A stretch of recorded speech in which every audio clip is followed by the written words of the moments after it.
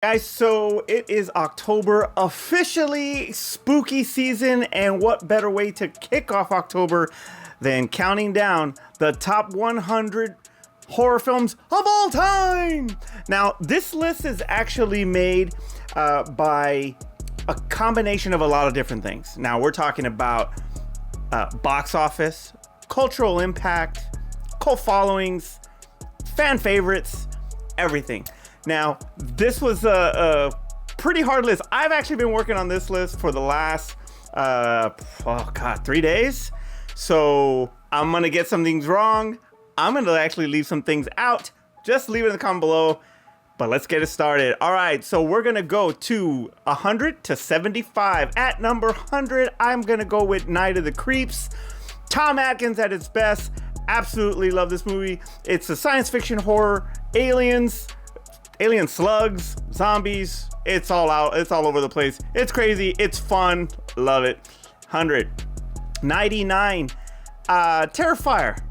This is the one that, now I can't say that it started at all because technically All Hallows Eve, that kind of started it with Art the Clown, but this Terrifier this is the one that actually started it as far as the franchise goes, more or less. So hey, it was very brutal. A lot of things that you've never really seen in a horror film before, and it was, I would say it brought gore back. And even though you got a lot of gore and a lot of like Evil Dead 2013 remake, sure, but not from a serial killer standpoint. So it was refreshing. But yeah, at number 98, I gotta go Sinners. I mean, it's just an amazing, I can't say it's original because it's basically From Dusk Till Dawn, but just everything about that and the substance behind it as a horror film, as just a film in general. Coogler's direction, Michael B. Jordan's acting, absolutely phenomenal. 98, Sinners. 99, Creature of the Black Lagoon. I mean, this is 1954. You don't really get too many creature features back in the day, but when they came out, especially that thing, and you can only imagine the 50s, you don't even freaking get to, you've never really seen anything like that before. And when that came out, it scared a lot of people, trust me. And so I guess my mom and, and all her friends, it scared them. So Creature of the Black Lagoon, 97. 96 is Ravenous. Yeah, that movie is it's interesting. I mean, I liked it. It was I don't know. Truthfully, I really don't think it was that scary. But when you have kind of like these cannibals, and you got Guy Pearce back in the day, Rob Carlyle. Yeah, we're talking about like 28 days later alum here. You can't go wrong, but Ravenous actually takes it at number 96. 95, The Grudge. Come on, man. It's the freaking remake, Sarah Michelle Gellar, and this movie freaked the crap out of me. It actually froze. As far as it was on loop, not froze, but it was on loop on DVD, and I fell asleep. My wife fell asleep, and it just played over and over the home menu, and I woke up in the middle of the night, scared the crap out of me. But it's a fantastic freaking supernatural story. I loved it. Remake from Ju-on.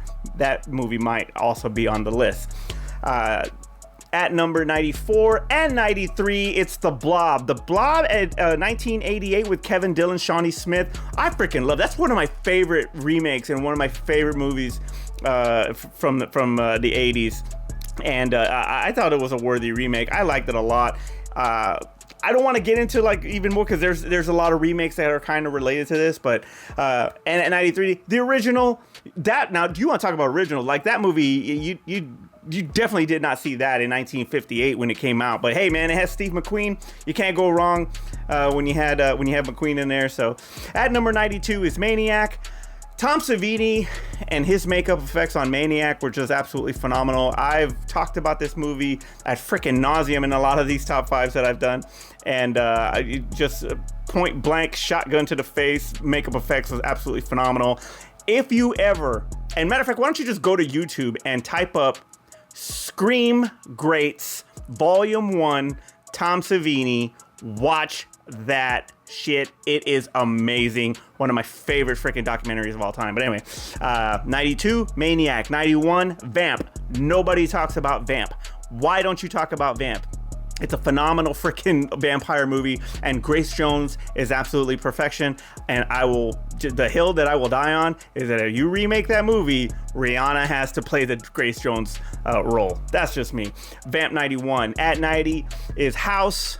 William Catt, George Wendt. It's a horror comedy. I liked it. I thought it was funny. It was cool. I liked it. House 96. In 1986 it came out. At 90. 89 is Shocker. Wes Craven, obviously, with the original, when it comes to originality, with Nightmare on Elm Street, I mean, he just completely changed the game of horror, and then it kind of faded out, and he brought us Shocker. And you want to talk about original? Jumping through television sets is freaking insane. But hey, you know what? Nicholas Pileggi, I believe his name is, that played Horace Pinker. Phenomenal. I loved it. Shocker 89. Underrated poster. I'd probably say top 20 poster of all time. At 88 is Witchboard. You got Tawny Katane, and she's like pretty much riding high off the Whitesnake video, Bachelor Party, and she does this horror movie. I liked it. The main killer, Malfador, is just brutal. No words. He's pretty silent, and he just gets you the axe, and that's your ass. But I liked Witchboard. At 88. 87, Night of the Demons. 1988, Linnea Quigley. This is a pretty freaking crazy movie, and it has got some pretty violent scenes in it, but it's great. I like the makeup a lot. I thought that it was well done, and if you have not seen it, check out Night of the Demons. 87. 86, Dead Ringers. Jeremy Irons has done like so many freaking movies, and I think that one of his best acting performances was in Dead Ringers. He plays twins, and it's just an absolute crazy movie, but I thought his performance in Dead Ringers was really awesome. Worth the watch just for Jeremy Irons. Dead Ringers 86. 85 is In the Mouth of Madness. I believe that's a John Carpenter film, and that's the master right there. But when you got Sam Neill in there, and it's just such a psychological I want to say psychological thriller, but I actually had a other word for it, but I'll just leave it at that.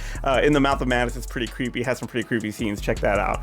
Audition is I want to say that's a Japanese horror film. Has some supernatural elements to that too. Kind of creepy scenes here and there. It gives you some Shining Twins vibes there, but check it out. Audition at 84. 83, Ginger Snaps, Catherine Isabel, and a werewolf as a werewolf. I'll take that. It kind of launched a little bit, I think it launched like 2 or 3 sequels, but Ginger Snap, the original in 2000, yeah, it was pretty good. She went on to do Freddy vs. Jason a few years after that. At 82, I am going to go with Silver Bullet. That movie was it's a sentimental movie for me, to be honest with you. But you know what? It's you go from Ginger Snaps werewolf movie to Silver Bullet, and why not? You get Corey Haim there. It's a good werewolf movie. I thought it was great. Especially the reveal at the end of who's the werewolf. Pretty cool. Hey, why don't we just stick with werewolves? How about The Howling, 1981? Some would rival it with American Werewolf in London, which we'll get to that later. But just the ending of it was it was shocking and sweet at the same time. So Dee Wallace in that movie was just perfection. I thought she was great in The Howling. It's an original. It's one of the best werewolf movies ever. Howling 81. At 80, I'm going to go Dead Silence. James Wan. I honestly believe that this is actually James Wan's creepiest movie. I think this is James Wan's best movie. Of course, you get your Saws, you get your Conjurings, I get it. But Dead Silence is just something about the supernatural and dummies. I'm done. That's why Annabelle hits so well. But, this is just a creepy movie. Dead Silence at 80. 79 is The Fog, another Carpenter classic. You get Adrian Barbeau in there. Pretty you know, I mean, it's kind of corny at times, but I thought it was still good for 1980. I mean, it's still, you know, it's like, you know, we're kind of turning the corner there. We're getting out of the 70s. We're trying something new, and obviously, I think that Carpenter made up for it with The Thing, but The Fog was actually still pretty good. 78 was Children of the Corn. The paintings at the beginning of this freaking movie are scarier than the movie sometimes, but you cannot discount the actors, especially the guy that played Isaac, John Franklin, I believe his name is. He is freaking superb in this movie. Just him by himself, just his facial expressions, his performance is just freaking perfection. And then you get Lyndall Hamilton. Not even freaking Sarah Connor could take care of these kids. It was freaking insane. But Children of the Corn is pretty good, based on a Stephen King novel. At number 78. At 77, I'm gonna go Dead Alive. This is early Peter Jackson. This by far is probably the goriest film ever. Like, even Terrifier don't stand a chance against Dead Alive when it comes to the gore factor. If you have not seen it, you will be shocked that Lord of the Rings Peter Jackson did this movie, but still a worthy look. You got to check out Dead Alive. At 76, you got to go Pumpkinhead. You know, Pumpkinhead, it's very violent. Not violent, I take it back. It is very sad and tragic, and it's almost like, you know, you can't feel sorry for the people that did Lance Henriksen wrong. You just can't feel bad for them. So this movie was originally titled Vengeance the Demon, and Pumpkinhead sounds a lot better, I get it, but it is pure vengeance, and what happens to those kids is just, for those bullies, is just freaking just insane. But fantastic performance by Lance Henriksen. Very bittersweet movie. It tugs at the heartstrings in the beginning, I'll just say that. Why I did not put this in child deaths, I don't know, but whatever. All right, at 75, rounding out the tail end of that 100 for the first 25 there is Fright Night. I gotta say, one of the best vampire films of all time. You got Chris Sarandon, Amanda Beers, you got William Ragsdale, and the great Roddy McDowall. It's just absolutely a phenomenal movie. It's hilarious. It's really, really great. Stephen Jeffries is annoying as shit, but it's still a really good movie. If you have not seen it, check out Fright Night. It is definitely a top 5 vampire film of all time. So that is 75 through 100.